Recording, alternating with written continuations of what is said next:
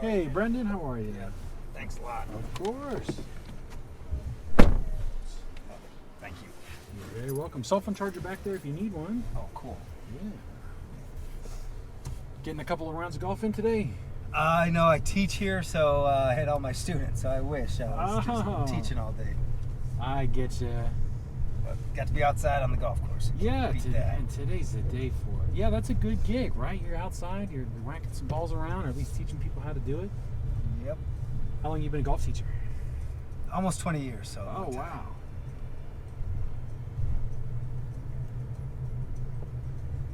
And do you do anything else on the side other than that, or just? Just that. I've got own an indoor studio in Arlington Heights, so I've got stuff I can do all winter. So really grateful and fortunate that I get to do it year round. Yeah. Most guys have to do something else. Exactly. Why, that's pretty cool. So you just get to instruct. You have an indoor. So it's like, is it an indoor studio where you kind of like let people whack a ball into a net, or? We got simulators, so there's screens. So it's pretty cool. The indoor golf kind of scene in the last 10 years is pretty productive inside. It's just pretty cool. Sure, it's starting to pick up new technology out there. People are using it. Plus, I guess because of COVID, people didn't want to hang out in person, and right. So let's start doing the indoor stuff. Why not? Oh, that's great.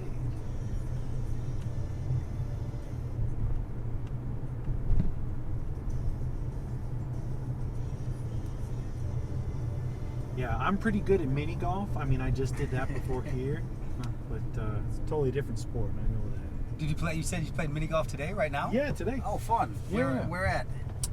What is it called? Congo River Resort, right around the corner? Amazing. Yeah, we're over there. My got 4 kids, but whenever we go on vacation, that's always like a highlight. Sometimes in Florida, they've got some where there's actually you can like feed alligators and do some awesome stuff. Oh yeah, of course, in Florida. Yeah, that sounds fun. Like at the golf on the 18th hole, like where you literally get like a fishing rod, and basically on the tee you just basically feed the alligators while you putt. Oh, that's fun. That's pretty cool. And then you know the alligators are going to be tame. They're going to know people because they're getting fed routinely. So that's fun. Oh, that's pretty cool. Yeah, that sounds like a highlight. Definitely no alligators in Chicago. That's for sure. Are you from here originally? Yep. Nice. And you said you had 4 kids? Yep. Oh, that's great. What's the age range on the kids? 8 to 20 months. So 8, 7, 5, and almost 2. You're right in the thick of it then. Yep. And what's great is you're right at the age where they all still really like you. I have a daughter, she's 9, and I'm like, I know I got 3 more years. And then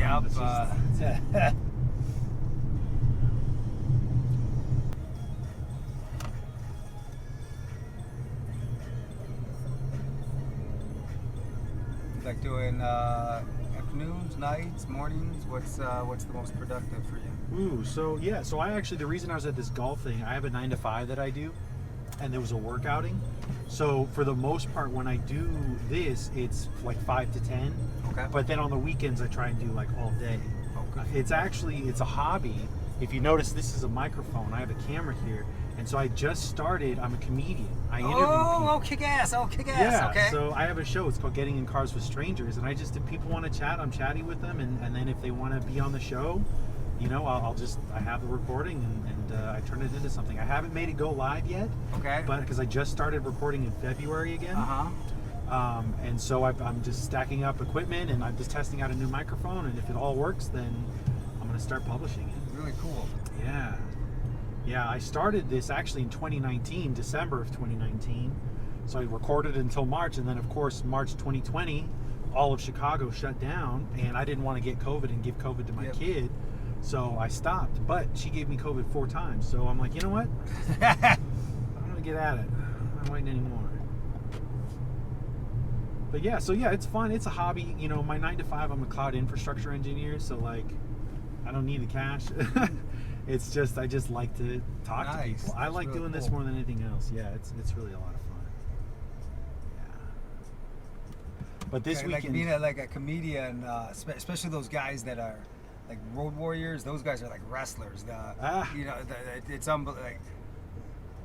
especially if your life depended on it. And that's Yeah. why, man, God bless them. You guys are the ability to make someone laugh, especially when it's your buddies. That's Yeah. easy, but that's pretty cool. Somebody you don't know. Yeah, and honestly, that's what I love about it. That's what I love about it. There's a really great comedian, I'm blanking on his name, but he said for if you can get on stage and make the sunshine come out for somebody, maybe they're having a rough day, maybe they're having a rough week, maybe they're having just a bad time, and you can make the sunshine come out just for that little bit. Yeah. That's what I enjoy. That's what I enjoy. And honestly, that's what I liked about this, just having conversation with people who want to talk and getting to know them and just, because this is like a 10-minute ride, and we'll probably never see each other again. So people like to express, they like to say, this is where I'm at, this is what I'm going through, and I enjoy that.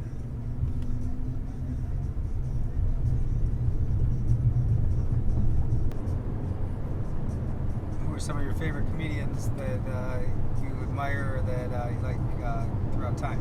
Great question. There's a ton of them out there. One I'm really big fan of is Pete Holmes.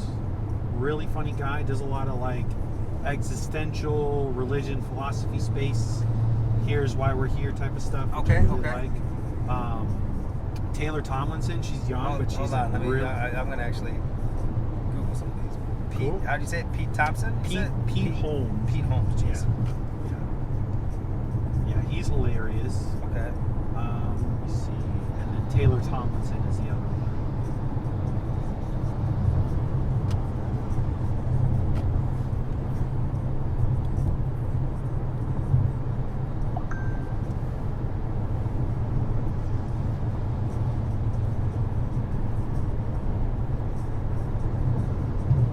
And then who else? Andrew Santino. Andrew Santino and Taylor have stuff on Netflix you can check out, which is really good. What's Taylor's last name? Tomlinson. I got it. She came up right away. Just like, okay, probably because my phone's listening to I you. was gonna say, yeah, it's spying on you. They know, yeah. Yeah, that's crazy. Yeah. That's bizarre. Yeah. And then Andrew Santino, I listen. He's got a podcast. Really funny guy. But yeah, Netflix has been pretty great. If you go on there, they've just got a ton of stuff, like all the greats. Kevin Hart, the newer ones, Chris Rock, and all that stuff. And then just a lot. I mean, you can get lost. Yeah. on They it. do have some. It's Bill Burr cracks me up. Hilarious. He's a funny dude. Absolutely, Bill Burr. Yeah, and then did you ever catch his show that he had, F is for Family? You know what? I really like that. Like, Yeah. I feel like I got to 2020. Oh gosh, man, my hair's actually standing up for it because Kevin, there was some awesome stuff in there. Yeah. Did they ever come out with like a season after COVID? Like, I feel like I've been waiting for a season because of 4 or 5 seasons, but it was awesome. Yeah, exactly. Kind of, there's some dark stuff in there. The neighbor, the hippie neighbor was hilarious. So funny. Yeah, and I love that actor too, the guy that plays him just as an actor. Sam Rockwell's his name. Okay. He's Oh, great that in is Sam everything. Rockwell. Yeah, Okay, Sam okay. Rockwell. He's great in everything, man. Yeah. I think I don't know what season they're on. You're right. I think it might be 4 or 5, like after, the merger and all that stuff. And what I like is that's real stuff that airlines went through in the 70s and how they were for a very long time. So it's, I thought it was pretty cool. If I give you a $10 tip, can you take me out of the way to go to a liquor store on the way home? Of course. Or if you want, you can always change, or if you don't want it recorded or whatever. What's that? I said you can always edit the destination to add a stop. You don't have to tip extra, but it's... No, I'll it's tip. I'll rather tip you cash and then tip you on No problem. there. No problem, man. Yeah, just let me know when we get close. No problem. Just happy to do it. in Arlington Heights. We'll take probably Algonquin. Take a left on there. It's only 2 minutes out of the way. Yeah, no problem. Yeah, no Thank you, sir. problem. Of course, happy to.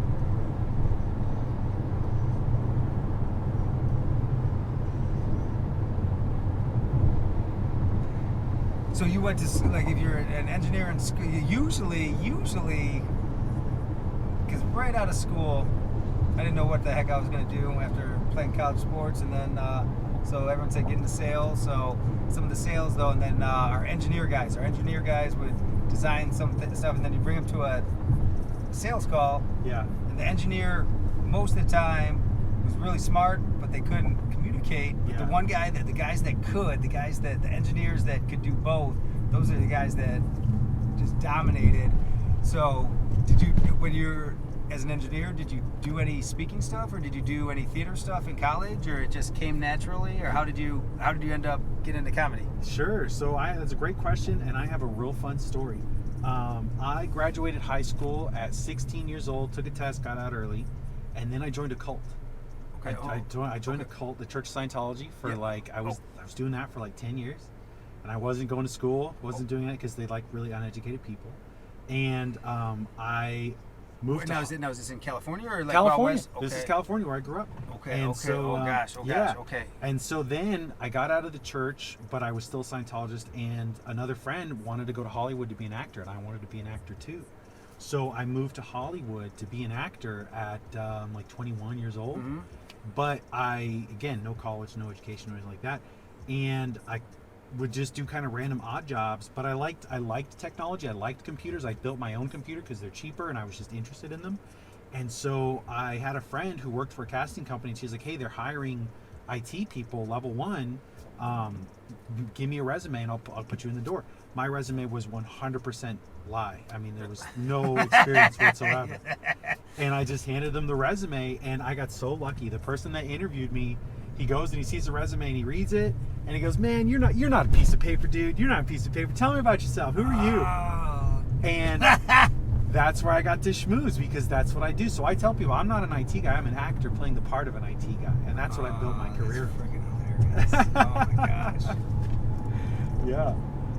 And so the documentaries on, like, are they like cutthroat with your family, or was it just like, is it scary? Let's see. Good question. You said Algonquin, so is that? You take a left at Algonquin, okay, and then cool. it's right on Algonquin. Sure. So what's really there's 3 things that are extremely fortunate for me myself. One, I have undiagnosed ADHD as a kid, so I never got medication. I was a horrible student, so they couldn't brainwash me. It didn't happen because all the self-brainwashing you're supposed to do, I was such a bad student, it just didn't take it, didn't stick. Okay. Number 2, I was the only Scientologist in my family. My family wasn't Scientologist. My parents weren't Scientologists. They didn't have anything to do with it. Okay. So they didn't bother them. They didn't go through. And then number 3, because if you you see the documentaries, you see how they're constantly kicking people out. They're constantly going after them. People are running away from it.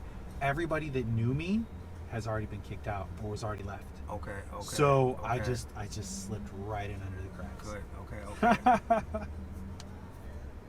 And that was it. Were there like good things about it, like the community, or was it all just pure cult and like all like brainwashing and to get money? It's a great question. So there was a community, and there was a lot of good things about it. I'll tell people, the reason they got me in was because I was addicted to drugs. I was addicted to methamphetamine, and I did their detox, and it's just nutritional therapy and exercise, and it worked. It's just a boatload of vitamins, and it was enough to get my mind to quit using methamphetamines and to stop. And I said, this works. This was great for people. So I learned how to administer the program, and I did that at the church. That was my job. And so to me, I was helping people, and I really valued being able to do that. I also did the communication course. I could not talk to people to save my life before that, before taking that. But they just break down how to have a conversation. What do you have to do to talk to somebody? You have to sit in front of them. You have to be able to say noises. You have to hear what they're saying. You have to respond to what they're saying. And they would make drills out of each one of those, and you would do them for hours until you got set on that. I can sit in front of anybody in the world and just have a conversation. I'm comfortable.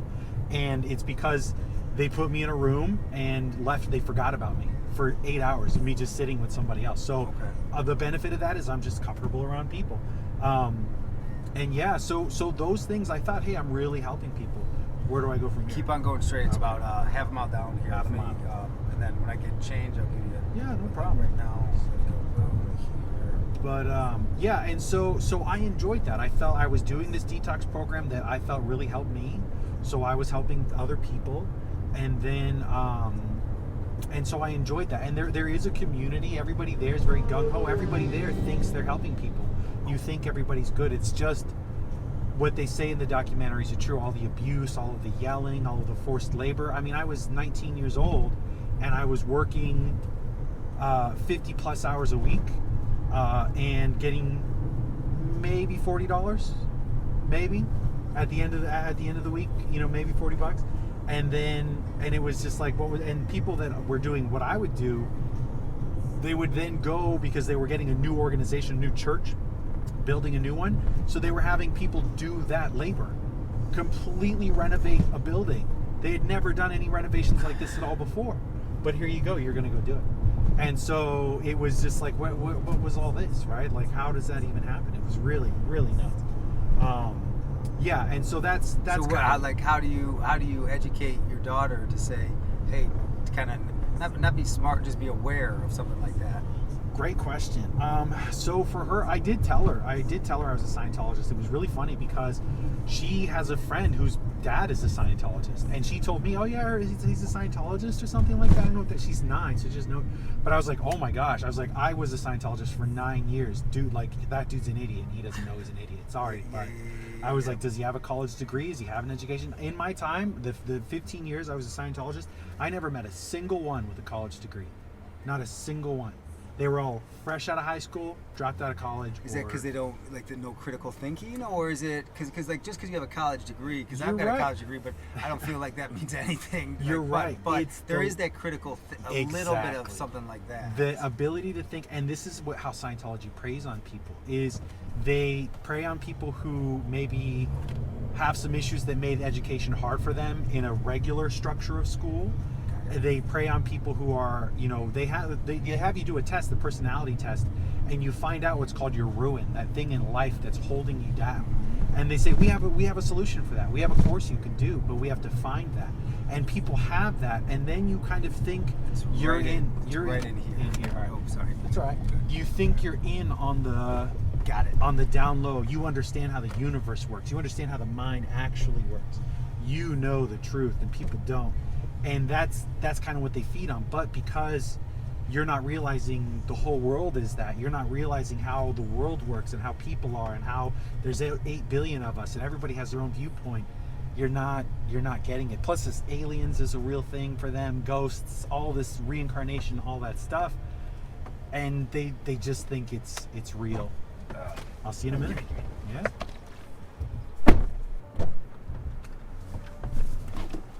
Thank you, sir. Of course. So then it says to go up here on Weber. Yeah, you'd probably go out this way, take a right. Yeah. Yeah, and then I'll just go the back way. Cool.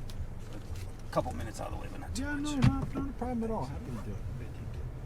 Yeah. So that's a great question, and that's really it. So with my kid, I took some parenting classes, and one thing that they were really adamant about was the understanding that nobody learns from anybody else's mistake. My kid, I could tell her till I'm blue in the face, I was in a cult, don't join a cult. If she comes about that in life and wants to join a cult, she's going to join a cult. There's nothing I can do about it. She's 18, she's just going to. And that's kind of what my parents were. My mom, really didn't like the fact that I was joining one, but I did. And she just said, well, he's an adult, he's a person, he's going to do what he's going to do. And she just kind of let me do that. And so for my kid, I would just educate and hope to educate and try and poke holes, but also you don't want them to not trust you and not have that, okay, This is a safe person. So if I'm anti this cult and against it, when they actually need me to be there, when she actually needs me to help her out, I'm not going to be there because she's not going to want to talk to me. So that's something I'd like to avoid. So that's really interesting, the parenting. Like, so you could tell, man, everything, but like we all our journey's our journey. Yeah. I guess that's good to know. Kind of sucks because we've got so much wisdom to pass on, or just like our parents did, but it didn't really. Yeah, it's crazy. They're never going to ask you for it until they're 30, just so you know. So you've got 20 years, and that's it. I always say, like, I remember me in my 20s. I remember me getting to that point. I wasn't a person until I was 25. Yeah, I might even I might even say till I was 30, maybe even after, really, until you get married or you have a kid. That's when you kind of. That's when the switch goes. That's when the switch goes, exactly. And that's and so to me it was easy. That was the biggest relief, and the best thing I could have learned with my kid was the fact that it doesn't matter who I am. She's going to do what she's going to do. She's going to be the person she's going to be. So all I actually have to do is hang out, put a roof over her head, and help her with whatever she's trying to accomplish as best I can to whatever ability I want to participate in. and I can take the pressure off. You know, that it's that easy. They don't represent you. They're not a representation of anything you did.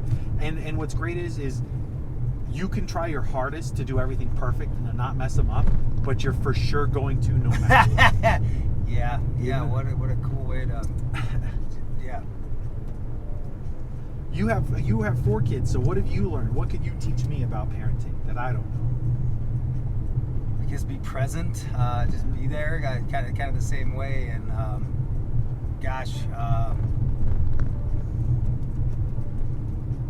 I think you not doing drugs is just like we all battle with certain things like that, and even me drinking 4 beers right here doesn't help. So like if you've gotten that in your recovery, I think, but what a great way to live your life and not have to worry about substances running it. Right. Yeah. I spent a long time, and you know what's the ones that I went to the rehab for? Those were the start of the iceberg. I'm still chipping away. I'm still in all sorts of. It's never an ending battle. But I get what you're saying. And you brought up a thing that I'm curious about too, which is you said the wisdom to embark. You have wisdom to embark. So what's something you'd love to embark to your kid? What's something you wish they would listen to you say before they make the mistake? Well, Don't have kids? no, that's hilarious. I always remember football coaches don't embarrass your last name, stuff like that. I think that's important, but we all kind of do it. I just hope they find something they love and are passionate about, and they work their butts off. Cause, Sure. You know, if you just like you said, your hobby. If you find something that, if your vocation is your vacation is your vocation, you never work, and then you got a purpose. But too many guys I know just have some BS job, and they just kind of just go through life. So finding something that you enjoy. See, and that's interesting. My kid, she's 9, and she's like, people keep asking me what I want to do with my life. And she's like, yeah, she's crazy smart. She's crazy smart. She took the test for 7th grade, and they had her take it 3 times because she did so good they didn't believe that she did it. They were like, how? So she's crazy smart. Speaks 3 languages, super smart. She's a rare one. But awesome. She said, I didn't ask to be born. Like, why do I have to make a living? Why do I have to do anything? I didn't choose this. And I'm like, you're right. You should really talk to your mom about that. All right, my friend. Good luck out there. Thank you. I'm gonna need it. Thanks, cool. Yeah, this is a great ride. You're an interesting dude. Good luck out there. Have a good one. one. Thank you. Thank you.